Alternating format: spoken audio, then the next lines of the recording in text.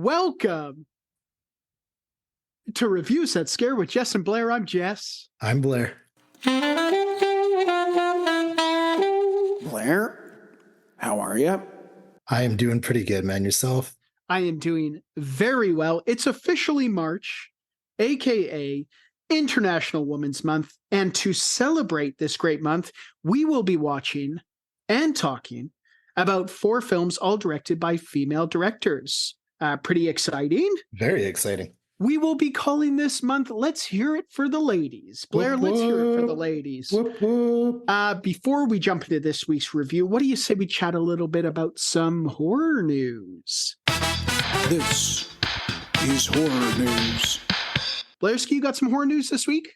I do have a couple things. Paranormal Activity, the game, has been announced for release in 2026.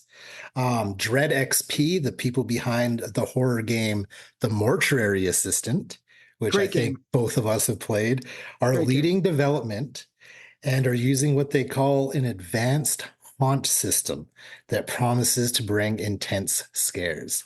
No more info, but that sounds awesome to me. Yeah, even just the words advanced haunt system Right. immediately scare the shit out of me. So I'm very excited to learn more about that and figure out what it is. Me too. Me too. There man. was a teaser trailer for it. Was there really? Yeah, it was basically just the words paranormal activity. So So not much of a teaser zero trailer. was given away. Yeah, not much. 2026 is a little far away, but Yeah. not excited for it nonetheless. Yeah, absolutely. Absolutely. My final piece of horror news I have this week is the first official poster and trailer for The Strangers Chapter 1 has dropped, and it looks absolutely fantastic. From the trailer, it looks like Chapter 1 is basically going to be a direct remake of the original film. Okay. So I'm guessing the next 2 movies after are going to be kind of what happens after that movie. But Chapter 1 to me looks like a direct remake of the original film. So there is 2 more movies coming up after this one. This is only Chapter 1. There's going to be a Chapter 2 and a Chapter 3. The horror universe is loving their trilogies at the moment. Aren't they? But this one is not done by Blumhouse. Yeah. Surprise, surprise. They've Right. really been selling this one. I mean, have they were been. doing, I think it was right in Times Square, but they're really doing some heavy promotional stuff for this one. I saw one in Times Square, and I saw another one. They had a live feed up of somebody's Ring doorbell camera, and the Strangers appeared at the front door as another promotional video. Pretty cool stuff. So creepy. So Yeah. creepy. Yeah. Is there a release date for that one? May 17th. You did. A couple months away. I am looking forward. Did you watch the trailer? I did not. You sent it to me, told me Yeah. to watch it. I said I was going to watch it on my lunch break. Yeah. Surprise, surprise, lunch break never came. Yeah, I was going to say you didn't get a lunch break. No, I'm saving it for my next lunch break, whenever that may be. No, you got to watch it after this. After this review, you've got to watch it. It looks very good, man. Okay, I will indeed. I will indeed. Anything else for horror news this week? That's all I got, buddy. I've got a couple here. We have Winnie the Pooh, Blood and Honey 2 news. Okay. It was announced this week that the most anticipated sequel, possibly of all time, is officially getting a 3-night theatrical run. And it's Okay. right around the corner. Okay. Compared to the original release of Winnie the Pooh, Blood and Honey, which only had a 1-night run. This one, we will see the return of Pooh Piglet, and it will be March 26th, 27th, and 28th this month. This month we are going, good sir. We're going, and we will have our first bonus episode of 2024. I don't think we've had a bonus episode.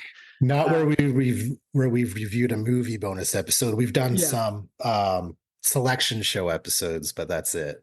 Right. Well, this will be our first official review bonus episode of 2024. Pretty exciting. Very exciting. We'll also see characters such as Owl and Tigger. We've talked about this one a few times. The first one was something else. Yes. Very excited to experience the sequel, either March 26th, 27th, or 28th. Yes, sir. And then finally, Blumhouse has not given up on their dream of a new Friday the 13th project. We chatted recently about a bidding war over the rights, which was officially won by A24 and Peacock. A24, a production company that can do no wrong.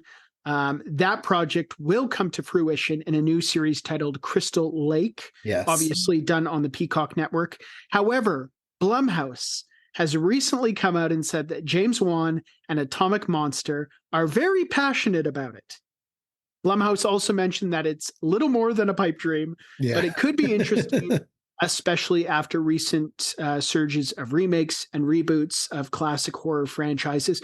Could be cool. We obviously saw Atomic Monster and Blumhouse join forces in Pool Party Massacre, also known as Night Swim. What a stinker. Yeah, Night Swim. So, yeah, who knows what that will bring. Obviously, Friday the 13th has gone through some legal issues in recent years. Has it ever? Who owns the property to it? So it should be interesting. Only time will tell. Yeah, yeah. That's all I have for horror news. What do you say we jump into this week's episode? The very first episode in Let's Hear It for the Ladies Month goes to 2017's Revenge. Runtime on this one, 1 hour, 48 minutes. Blairski, initial thoughts on the runtime? I actually really liked this movie. I was pretty invested in it, so it wasn't too bad. It is a little long, though. The beginning drags a little bit. The ending drags a little bit. We'll get into it later. Yes. But before that, let's jump into fun facts. Fun facts.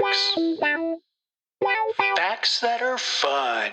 Do you have any fun facts for 2017's Revenge?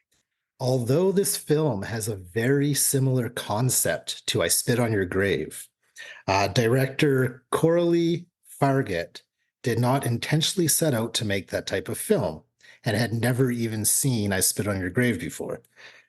She instead got her inspiration from Mad Max and Rambo, Okay. and wanted to create a character that wasn't just suffering and screaming the whole time. She wanted to make someone badass and someone that fought back. Fair enough. Pretty cool. Yeah, kudos to her on that. I definitely could see where it got Rambo vibes from. Me too. It's funny. For We were talking about that before we started recording, actually. Yeah. Final fun fact I have is this movie premiered at the Toronto International Film Festival on September 11th, 2017, and received a fairly positive response from critics and fans alike. And to this day, actually still holds a 93% fresh rating on Rotten Tomatoes, which is pretty crazy. Yeah. Wow, not bad at all, especially for a horror movie. That's great. Yeah, I thought so too. I've got a couple of fun facts here. Apparently, so much fake blood was used that the props department ran out of fake blood on numerous occasions. Did they? I keep thinking back to the final kind of indoor chase scene of, the two main characters slipping all over this house that was once white, but is now covered in blood. It was completely white. The furniture, the floors, everything white, and everything was red by the end of the movie. Yeah, really cool contrast. And then finally, the main character, Jen, doesn't have any speaking lines after the 26th minute mark of this film. I didn't even realize that. Yeah, pretty intense. I mean, her acting is great. We'll get into it later. But yeah, I kind of had to rethink it. But 26 minutes in, she no longer speaks. Not even at the end? No more speaking lines. Apparently not. Huh. Yeah. Okay. Let's go and talk about the fine folks who worked on this movie. Starting off, directed by Coralie Fargett. I know I'm mispronouncing that name. My apologies. Also directed an episode of the TV series The Sandman and is directing the upcoming film The Substance, starring Margaret Qualley and Demi Moore. All right on. Pretty cool. This one also written by Coralie Fargett. Also wrote the 2014 short Reality Plus and the 2000 short Le Telegram. French, maybe. Possibly. Yeah. This one starring Matilda and Ingrid Lutz as Jen. Also starred in 2017's Rings, 2022's Final Cut, 2023 Reptile, and will be starring in the new TV series Berganti. Also starring Kevin Janssens as Richard, He starred in 8 episodes of the TV series Salamander, 47 episodes of Vermist as Peter in 2022's Close, and in 4 episodes of the TV series Fairy. Now, I believe most of these actors in this film are French or Italian. Yeah, there's definitely accent that they all have, and they do speak in, I'm not even sure what language it was. It does sound French to me. Yeah. But They all have massive resumes. Just maybe not movies that we've seen on this side of the pond. fair enough. Also starring Vincent Colombi as Stan. Also starred in 2023's Borgo, 2010's Point Blank, and will be starring in 10 episodes of Le Maison. And then finally, Guillaume Bouched as Dimitri. My apologies. Also starred in 2023's Open Season, 2018's Edmund, and 2017's Knock. Again, massive resumes for all 4 of these performers, and they really are, minus the pilot at the beginning, the only people The only in people the in the cast. movie. Yeah, there's only 4 absolutely. people. Yeah, absolutely. Let's jump into this one. Synopsis, courtesy of our dear friends at I Am DB. Never take your mistress on an annual guy's getaway, especially one devoted to hunting. A violent lesson for 3 wealthy married men. This, Blair, might be our very first AI-generated synopsis. Yeah, I was about to say. What an absolute stinker That's of a synopsis. Horrible synopsis. Yeah, this is not a reflection of what the movie is in the slightest. Not at all. In the Not slightest. at all. That was awful. Let's move right along. Let's get as far away from the synopsis as possible and dive right into Kill Count. Kill count. The time of the show we count the kills. Blairski, do we have a kill count for Revenge? We do have a kill count. We have a kill count of 3, and every single death is well deserved as far as I am concerned. Agreed. Yep. Agreed. Let's move right on to one of our very favorite segments, likes and dislikes. Likes, dislikes, likes, dislikes, and everything in between. The portion of the show where we chat about what we liked, what we didn't like, and everything in between. Blairski, did we want to talk about those well-deserved deaths in this movie? Yeah, so like any other kind of rape revenge movie, before you get the very satisfying revenge, you get the rape scene.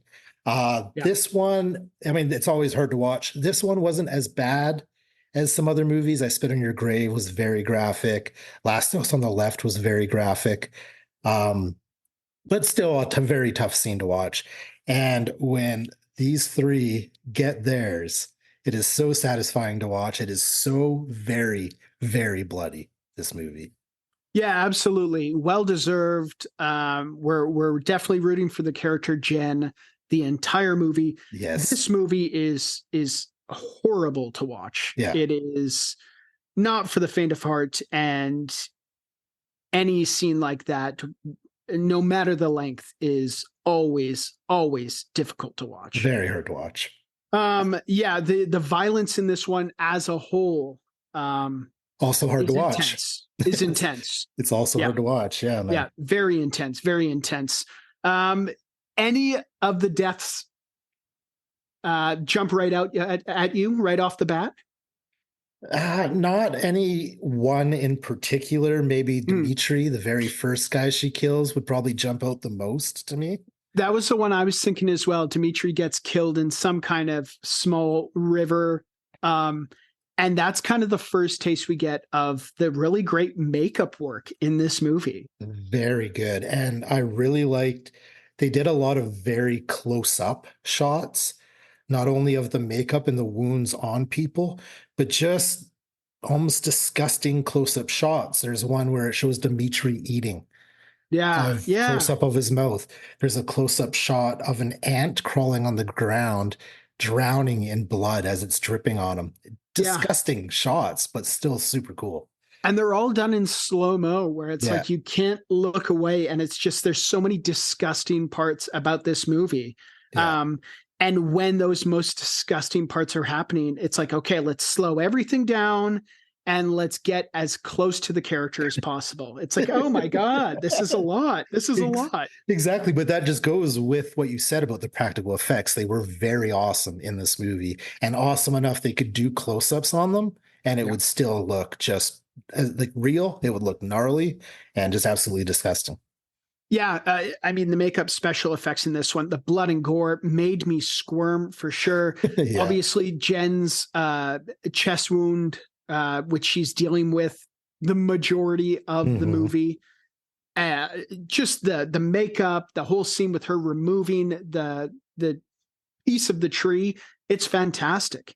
And then to me, the really squirmy blood and gore bit was the bit with the foot and the removal of the giant piece of glass. Oh Mhm. my God. Mhm. Another That scene was that- Stan, I Mhm. think. Yeah, another Villain scene that Stan. is just zoomed in and it goes on forever and ever and ever. He really digs in deep into his foot to pull out that piece of glass. It is very gnarly to watch. Yeah. What did you think of the characters in this one?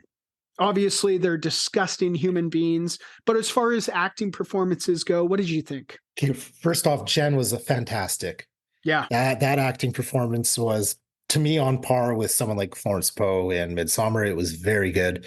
All the acting in general was very, very good. You Yeah. hated who you were supposed to hate, and you were rooting for you were supposed to root for. And I thought all the performances, even though there was only 4 of them, we'll call it, not including the helicopter pilot, they were Yeah. fantastic. Yeah, Matilda and Ingrid Lutz as Jen was great. I really wish that they spent a little bit more time developing her character's story. Mhm. At the beginning, I thought her character was very like surface level. Yeah. And then all of a sudden, at the midway point in the movie, she immediately becomes MacGyver.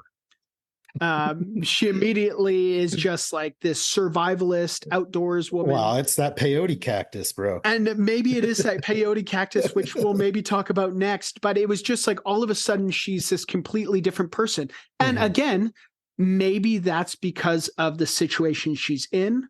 Yeah.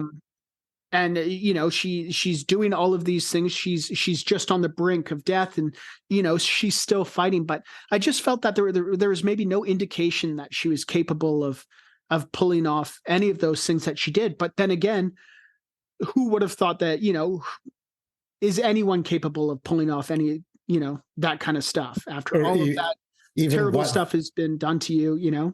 even what they did to her, like I Yeah. think people were capable of that, right? Yeah. So Absolutely. you never know. The things you do to survive, right? Yeah, 100% on peyote. Absolutely. Absolutely. Let's talk about the peyotes. Yeah, okay, let's do it.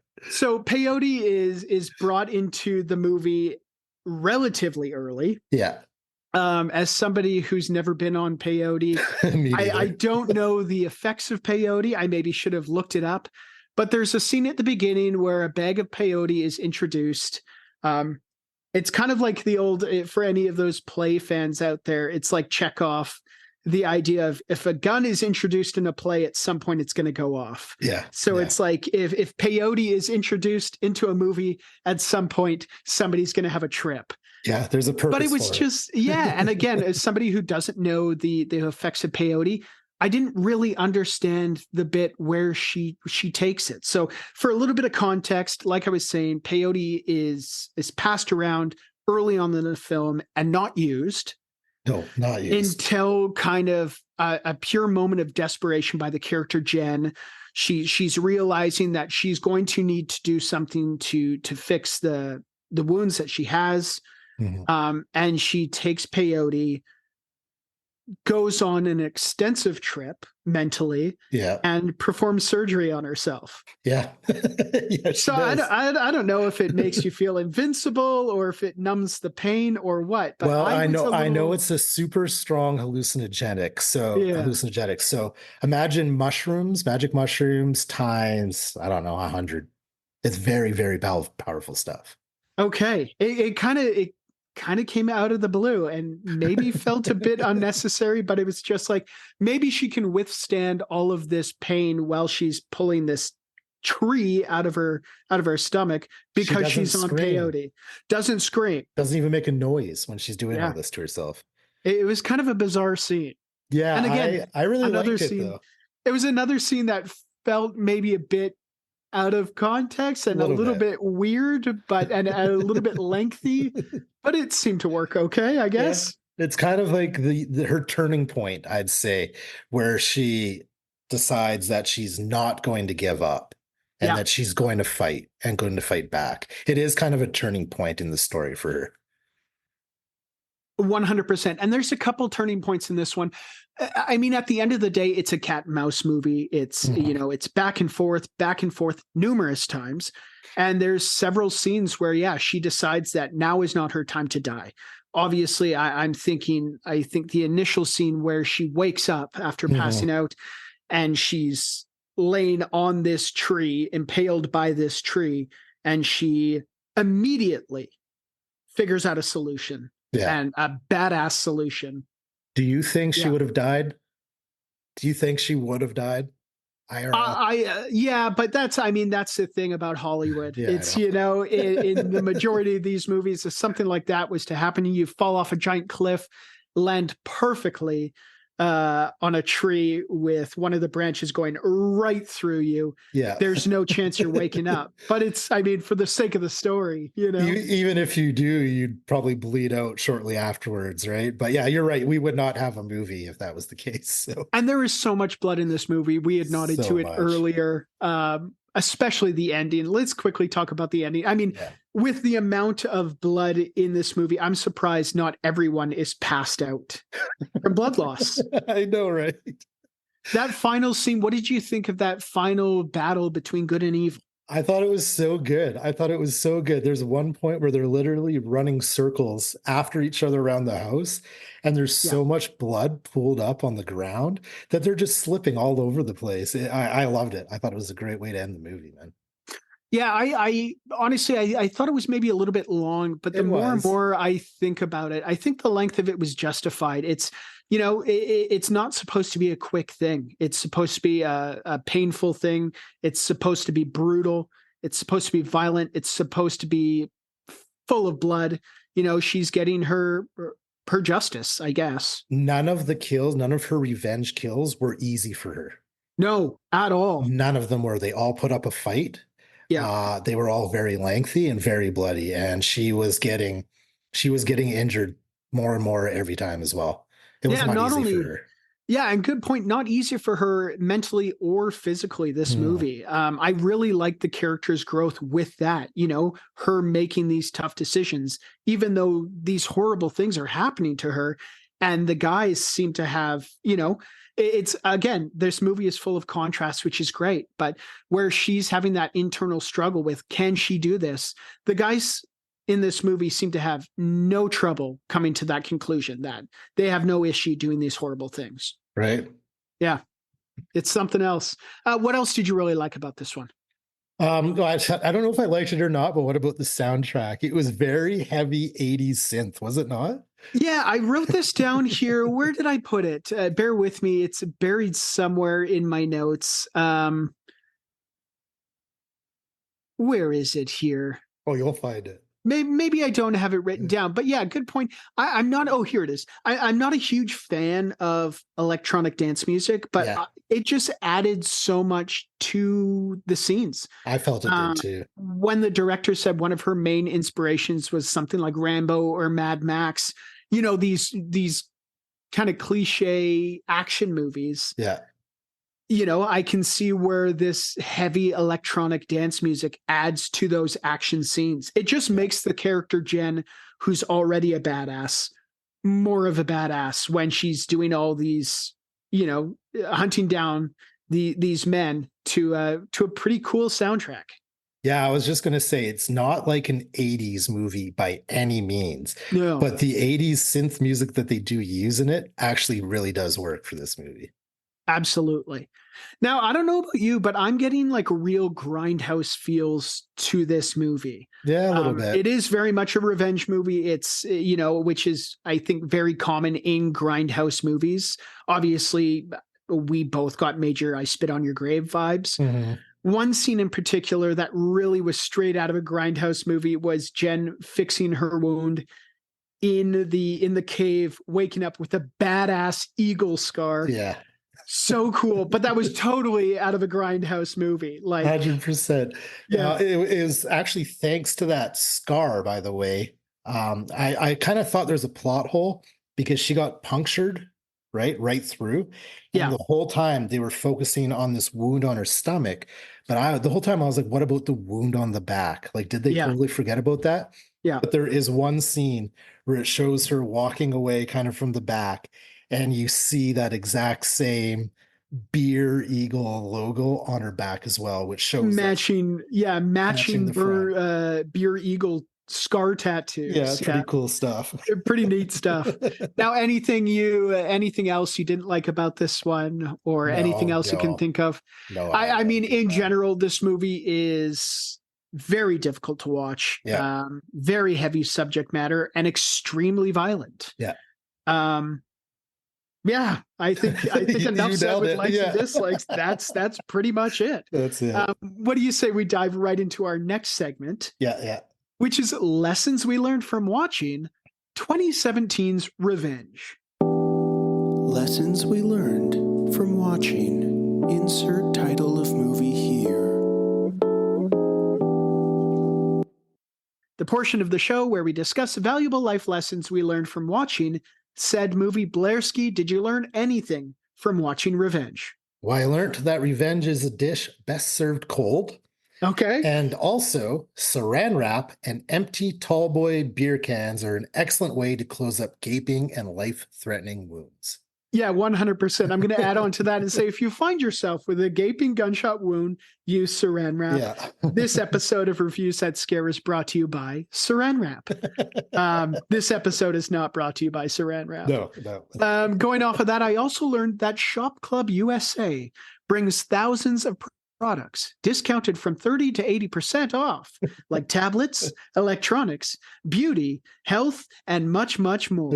This episode of Reviews That Scare is brought to you by Shop Club USA, where the deals are irresistible. Also, this episode is not brought to you by Shop Club USA. No, that's from the TV in the penthouse, right? Yeah. Yeah. Also, I don't know what that whole point was. There was an infomercial during the final fight scene. It was a little bit distracting. Yeah, a little bit. I also learned Canada is practically Los Angeles. Practically. I can confirm it is not. I also learned don't leave half-eaten food laying around. It will attract ants. Yeah. And then finally, peyote, a highly powerful hallucinogenic, could flatten a football team. Yeah. Just a few things we learned while watching 2017's Revenge. This leads us to one of our favorite segments of the show, Line of the Night. Line of the night. Line of the night. Line of the night. Line of the night. Line of the night. Line of the night. Line of the night. Line of the night. Line of the night. The segment of the show where we discuss our favorite lines from the movie. They might give us chills. They might give us the giggles. All we know is that they are our favorites. Blairski, you got a couple line of the nights? Just a couple. The first one I have, I'm literally going to just read it as I've read it down. Mm-hmm. Women always have to put up a fucking fight.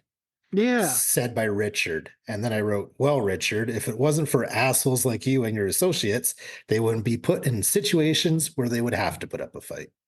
Yeah, absolutely. Yeah, Yeah, Richard has quite a few dickhead lines in this one. He's such a douchebag in this movie. Yeah. Final one is said by Dimitri. And he says, I let my prey think they're hunting me when really it's the other way around. He says that after he traps Jen, and we all see what happens to Dimitri. Very cool, Dimitri. I've got two lines of the night, both said by Richard. Yeah. First is turn off the aircon. It isn't ecological. I can't stand it. What a buzzkill. Mhm. And then finally, the desert is sublime, but merciless for the careless. Shut up, Richard. Cool, Richard. Very cool. This leads us to our final segment of the show. Some might say it's our favorite segment of the show, Celebrity Lookalike Time. Celebrity lookalike time. The time of the show where we take a look at the cast and discuss their celebrity doppelgangers. Spoiler alert, it usually comes down to the character's hairstyle. Blairski, Yes, sir. you got some celebrity lookalikes for this one? I do. Mine are kind of out there, but here we go. Okay. The character Stan reminded me a little bit of Mr. Bean himself, Rowan Atkinson. Okay. The character Richard actually reminded me of a lot of people. He reminded me of Justin Hartley from the TV show This Is Us. Okay. He reminded me of Aaron Eckhart, who played Harvey Dent, aka Two-Face, in The Dark Knight. Yeah. He also reminded me a little bit of a younger Ben Affleck. Okay. I think he just had a very familiar look to him. He just kind of had that, I don't know, familiar look to him. Yeah, fair Uh, enough. How about them apples? How about them apples? Finally, the character Jen. I kind of mentioned this earlier about her acting, but also in looks. She reminded me a little bit of Florence Pope. Yeah. Yeah. Okay. Yeah, that's a good one. I think so. Why not? Why not? I've got a couple here. Again, both Richard. Yeah, okay. The first being the character Richard also reminded me of the character Vault Boy from the video game series Fallout. I'm Okay, thinking it's the blue jacket. Yeah. That stupid blue leather jacket he had. The blonde hair, too. Yeah. And then finally, the character Richard reminded me of the character Lucas Lee, aka the second Evil X in the League of Evil X's in Scott Pilgrim versus the World, Okay. played by Chris Evans. Yeah, okay. Yeah. A little bit. Chris Evans, Yeah. a little bit. Yeah. This leads us to our final rating for 2017's Revenge Blairski out of 5 nightmarish peyote trips in a desert cave whilst recovering from surgery after a type 1 impalement incident. What do you give Revenge? I didn't know there was different types of impalement. Oh yeah, there's 2. There's 2. I'm going to give, I really enjoyed Revenge. I'm going to give it 3.5 nightmarish peyote trips in a desert cave whilst recovering from surgery after a type 1 impalement incident out of 5. Okay. I'm going to go a little bit low, and this might surprise you, but it's not so much the movie itself. It's a tough watch. So It I'm going to is. give it 2.5 nightmarish peyote trips in a desert cave whilst recovering from surgery after a type 1 impalement incident out of 5. It's a tough watch, a little Very long. hard. It's just not my favorite genre of horror movies, but great performance by Matilda and Ingrid Lutz's Jen. She Just a was tough great. watch. She was Tough great. watch. It is a very hard movie to watch. Yeah. Glad we reviewed this one. Glad it was the first one in this month. It's going to be a good month. Let's hear it for the ladies, Blair. Let's hear it for the ladies. Whoop, whoop. And until we speak again, this has been Review Set Scare with Jess and Blair. I'm Jess. I'm Blair. Remember to stay scary. And eat every a sandwich. Good guy. Bye. Bye. Thank you for listening to Review Set Scare. Make sure you check out our link tree at linktree/Review Set Scare. That's linktr.ee/Review Set Scare, which has links to our Instagram, YouTube, Patreon, Twitch, and many other things.